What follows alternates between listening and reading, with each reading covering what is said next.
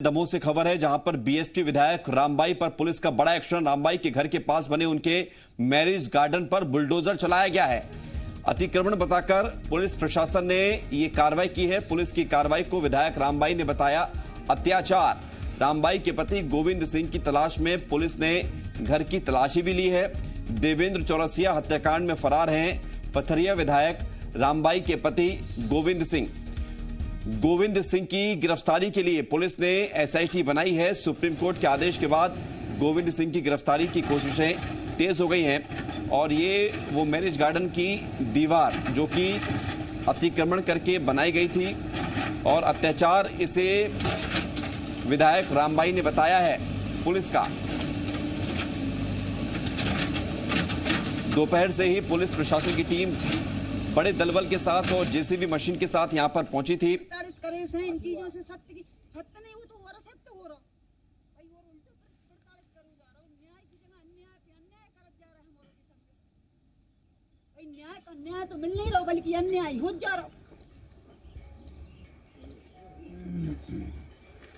भाई को बेकार के तन बता हमारे पास रजिस्ट्री है सब है के बाद मकान कैसे तोड़ सकते बेकार रहते हैं। नाला तो होते से नाला के नाम पर रजिस्ट्री है सब। इतनो भी नहीं है। देखो हम भी मानस के पुलिस की कहूँ गलती नहीं है।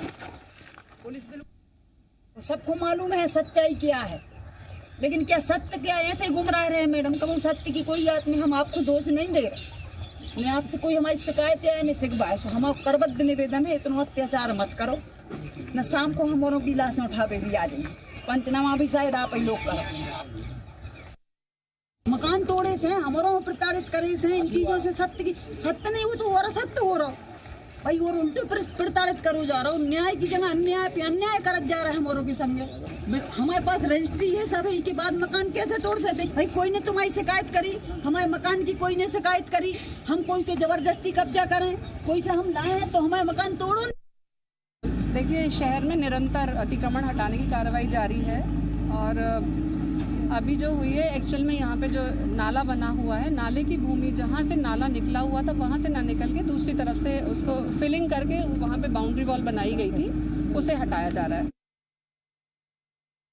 तहसीलदार महोदय यहाँ से पत्र मिला था फोर्स उपलब्ध कराई गई। नाले के ऊपर अवैध अतिक्रमण था उसको तोड़ने की कार्रवाई की जा रही है। नाले के ऊपर ये तहसीलदार महोदय को आकलन करवाया है उन्होंने और जितनी भी भूमि पर अतिक्रमण है उस पर ये तोड़ने की कार्रवाई की जा रही है। महेंद्र दुबे हमारे साथ जुड़ रहे हैं जी मीडिया संवाददाता। महेंद्र, पति की तलाश थी और जेसीबी पहुंच गई और फिर अतिक्रमण के खिलाफ कार्रवाई हो गई, ये कनेक्शन कैसा? आपको बताऊं कि गोविंद सिंह को घेरने के लिए चारों तरफ से रणनीति बनाई जा रही है। एक तरफ उनके ऊपर 30,000 रुपए का इनाम घोषित किया गया है। दूसरी तरफ मध्य प्रदेश के डीजीपी ने एसआईटी गठित की है जिसका इंचार्ज एडीजी लेवल के अधिकारी को बनाया गया है। कुल मिलाकर इस इलाके में 20 से ज्यादा टीमें जो है वो गोविंद सिंह की तलाश कर रही हैं। दबाव बनाने के लिए इस तरह की कार्रवाई जो आज देखने को मिली पूरे दोपहर बाद से लगातार अभी तक ये कार्रवाई जारी है। जबकि जेसीबी मशीन के साथ पुलिस प्रशासन की टीम और जिला प्रशासन की टीम विधायक रामबाई के घर पहुंची और उनके घर के पास ही एक मैरिज गार्डन बन रहा है जो कि उनका ही है और गोविंद सिंह के नाम पे ये मैरिज गार्डन बताया जा रहा है। तो अतिक्रमण की दुहाई देकर पूरे मैरिज गार्डन को नस्तनाबूद कर दिया गया, उसे तोड़ दिया गया। इस दौरान विधायक जो है रामबाई सिंह वो भी लगातार पहले तो शांत रही, लोगों से पुलिस प्रशासन के लोगों से शांति से बात करती रही, लेकिन जैसे ही जेसीबी ने चलना शुरू किया रामबाई सिंह का आक्रोश जो है वो उतरकर सामने आ गया और उन्होंने खुले रूप से ये चेतावनी भी दी है कि यदि इस तरह का अत्याचार होगा तो वो सुसाइड कर लेंगे। उनकी लाशें उठाने के लिए भी अब जिला प्रशासन और पुलिस प्रशासन के लोगों को वहां पर आना होगा। महेंद्र, अभी क्या स्थिति है फिलहाल? पुलिस अभी भी वहां पर मौजूद है या जा चुकी है? देखिए पुलिस बल तो अभी भी गोविंद सिंह के ठिकानों पर छापा मार रहा है और कुल मिलाकर वो जो उनका घर है दमोह का निवास है वहाँ अब भी पुलिस बल तैनात है। लेकिन जो तोड़फोड़ वाली कार्रवाई है वो उसको फिलहाल अंधेरा होते ही विराम दे दिया गया है। वो बताया जा रहा है कि कल भी इसी तरह की कार्रवाई जो गोविंद सिंह के और दूसरे ठिकाने हैं जो उनकी प्रॉपर्टी है वहां पर भी की जाएगी और इसकी तैयारी भी जिला प्रशासन ने और पुलिस प्रशासन ने कर ली है। गोविंद सिंह कहाँ है, इसको लेकर पुलिस को कोई जानकारी मिल पाई है? देखिए, पुलिस का अपना दावा है कि लगभग 20 टीम, 5 टीम एसआईटी की है जो कि पूरे मध्य प्रदेश के अलग अलग इलाकों में गोविंद सिंह को तलाश करने की कोशिश कर रही है। इसके अलावा 15 टीमें जिला पुलिस बल की तरफ से बनाई गई हैं।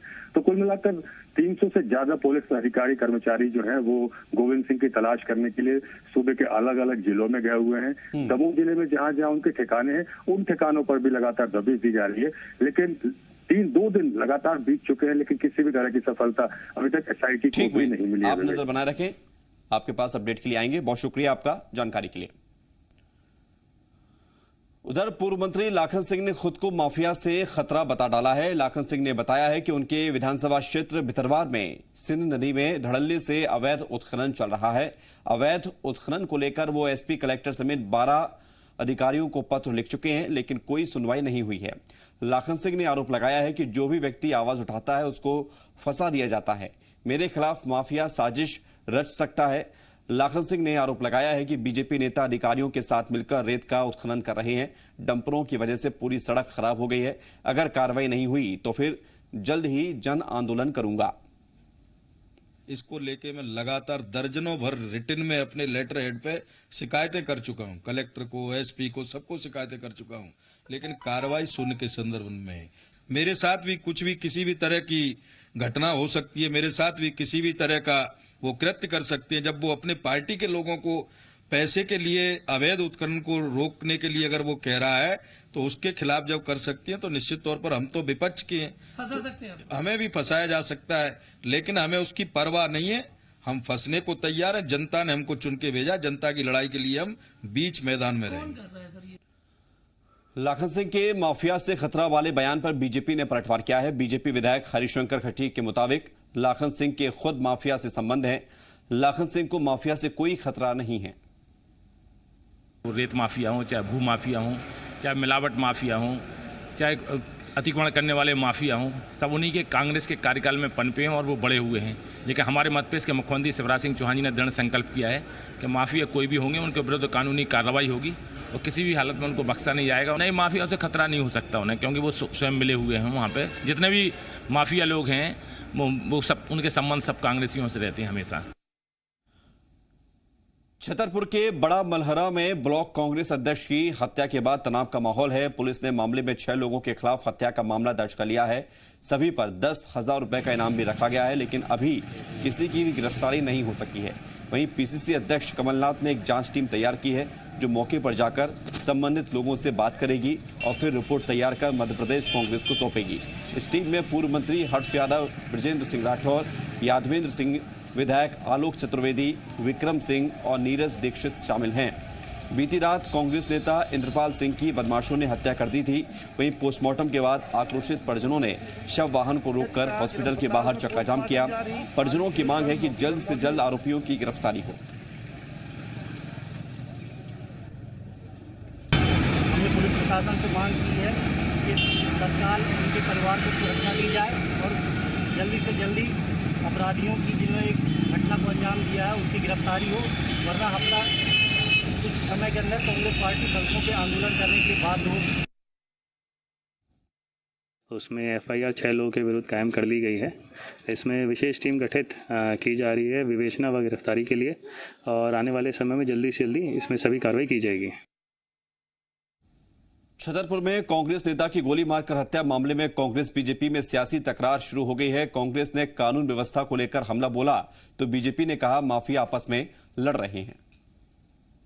स्पष्ट रूप से लगातार माफिया तंत्र हावी है। रोज बलात्कार, रोज हत्याएं, रोज डाका प्रदेश की जनता के ऊपर डाला जा रहा है। और जो जवाबदार लोग हैं, गृह मंत्री बंगाल में प्रचार में व्यस्त हैं, सदन में जवाब पूछो तो सदन से भग खड़े होते हैं, सदन चलने नहीं देते। स्पष्ट रूप से प्रदेश की माफिया आपस में लड़ रहा है, एक ने दूसरे को मार दिया, कानून अपना काम कर रहा है, लेकिन माफिया से जो नजदीकी संबंध कांग्रेस के हैं ये हमेशा से देख रहे हैं। कुल मिलाकर के मध्य प्रदेश में शिवराज जी का राज है, शिवराज जी मुख्यमंत्री हैं और उन्होंने कहा कि कोई भी आपराधिक छवि वाला व्यक्ति, माफिया यहाँ इस मध्य प्रदेश की जमीन पर नहीं रह सकता, उसका स्थान जेल के अंदर होगा। और ये जो घटनाएं हैं, इन घटनाओं में भी त्वरित कार्रवाई मध्य प्रदेश की सरकार कर रही, पुलिस प्रशासन कर। ग्वालियर से एक बुरी खबर आई। यहां भारतीय वायुसेना का लड़ाकू विमान मिग 21 दुर्घटनाग्रस्त हो गया। और इस हादसे में ग्रुप कैप्टन शहीद हो गए। शहीद हुए ग्रुप कैप्टन की पहचान ए गुप्ता के रूप में हुई है। बताया जा रहा है कि मिग 21 बाइसन विमान आज सुबह ग्वालियर एयरबेस से टेक ऑफ करते हुए क्रैश हो गया। भारतीय वायुसेना की ओर से इस फाइटर जेट के क्रैश होने की पुष्टि अब की गई है, हालांकि ज्यादा जानकारी नहीं दी गई है। एयरफोर्स ने दुर्घटना की जांच के आदेश भी दिए हैं। उधर मुख्यमंत्री शिवराज सिंह चौहान और बीजेपी प्रदेश अध्यक्ष वीडी शर्मा ने ट्वीट कर इस हादसे पर दुख जताया है।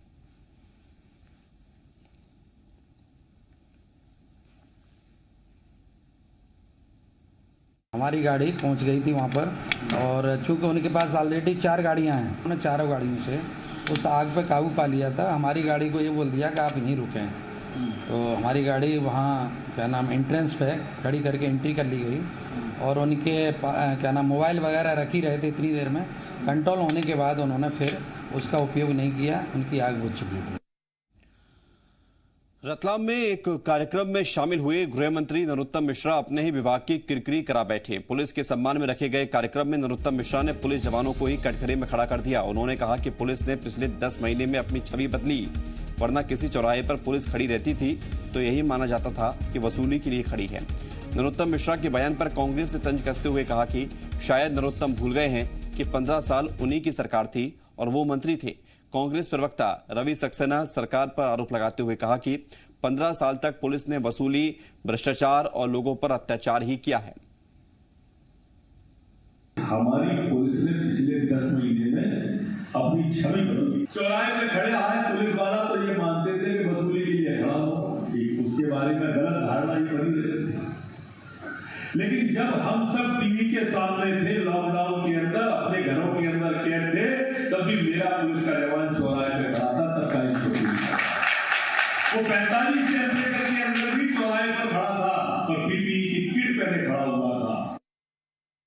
मैं नरोत्तम मिश्रा जी को याद दिलाना चाहता हूं कि 15 साल शिवराज जी की सरकार रही है और उसमें वो स्वयं भी मंत्री रहे हैं। माननीय कमलनाथ जी की जब सरकार आई थी तब हमने आंकड़ों के साथ ये बात प्रेस और मीडिया को भी दी थी कि अपराधों में आमूलचूल रूप से परिवर्तन हुआ है और वो जो परिवर्तन हुआ और जो उस समय पुलिस ने मुस्तैदी के साथ काम किया, उसी की वजह से पुलिस की छवि बदली है। जिले के प्रभारी मंत्रियों को तबादले का अधिकार दिए जाने की तैयारी पर कांग्रेस ने सरकार पर हमला बोला है। कांग्रेस ने कहा कि 1 साल से प्रभारी मंत्रियों का अता पता नहीं था, अब तबादला उद्योग के लिए मंत्री को जिले का प्रभार दे रही है सरकार। कांग्रेस के आरोपों पर बीजेपी ने पलटवार करते हुए कहा कि बीजेपी ने 15 साल में जितने ट्रांसफर किए उससे ज्यादा ट्रांसफर कमलनाथ सरकार ने 15 महीने में कर दिए थे। उन्होंने कहा कि कांग्रेस की मानसिकता खराब हो चुकी है, उन्हें सिर्फ खराब दिखता है। एक लूट सके तो लूट योजना और जो ट्रांसफर उद्योग भारतीय जनता पार्टी को चलाना है उसके लिए प्रभारी मंत्रियों की नियुक्ति करी जा रही है और कैसे लूटेंगे, कैसे खसोटेंगे, इसके लिए एक नीति बनाई गई है और अब प्रभारी मंत्री बनाए जाएंगे। जब जनता के काम बिगैर प्रभारी मंत्री के चलते हैं तो फिर ट्रांसफर के लिए प्रभारी मंत्री की बनाने की जरूरत क्या है? स्पष्ट है, जनता को प्रताड़ित करा रखा है, सरकार नहीं सर्कस चलाने का काम। कांग्रेस के लोगों की मानसिकता खराब हो गई है, उनको हमेशा सोच समझ के बयान देना चाहिए। कांग्रेस का काम सिर्फ आरोप लगाना है। कांग्रेस को अच्छाई, हमारे मतपेश में भारतीय जनता पार्टी की सरकार की अच्छाइयाँ दिखाई नहीं देती हैं। अभी 1 साल में आपने देखा, उनने जितने हमारी 15 साल सरकार रही, जितने हमारे 15 वर्षों में ट्रांसफर हुए थे उतने उन्होंने 15 महीने में ट्रांसफर किए थे। उन्होंने छात्र छात्राओं के हित में कभी निर्णय नहीं लिया। सब कुछ अच्छा हमारी भारतीय जनता पार्टी की सरकार कर रही है और आप आगे और देखना, भारतीय जनता पार्टी बहुत अच्छा काम कर रही है।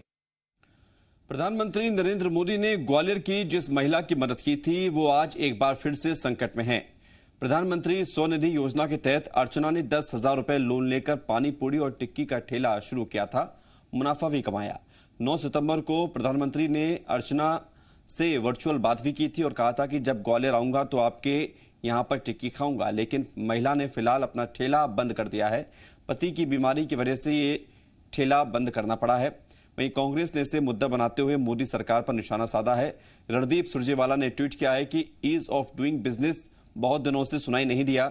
वहीं अर्चना शर्मा ने ट्वीट कर कहा कि उनके साथ कोई धोखा नहीं हुआ, पति की तबीयत ठीक होने के बाद वो जल्द ही अपना ठेला शुरू करेंगी। फिलहाल आयुष्मान योजना के तहत उनके पति का इलाज जारी है।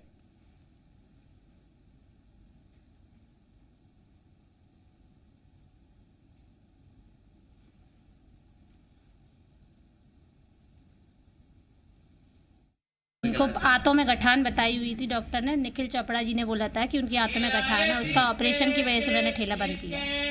कैसा चल रहा था आपका ठेला? ठेला मेरा अच्छा चल रहा था, कोई दिक्कत नहीं थी, उसी से मतलब मेरे घर खर्च अच्छे से चल रहा था, और जो किस्त थी वो भी भरने से मैं वो थी कि किस्तें भी निकाल रही थी, जो दिया 10,000 का लोन लिया था मैंने, वो भी निकल रही थी मेरी, पर मेरी मजबूरी में ही मुझे ठेला बंद करने पड़ा, क्योंकि अभी आप देख सकते हैं मेरे हस्बैंड का ऑपरेशन हुआ, इसलिए मैंने ठेला बंद किया।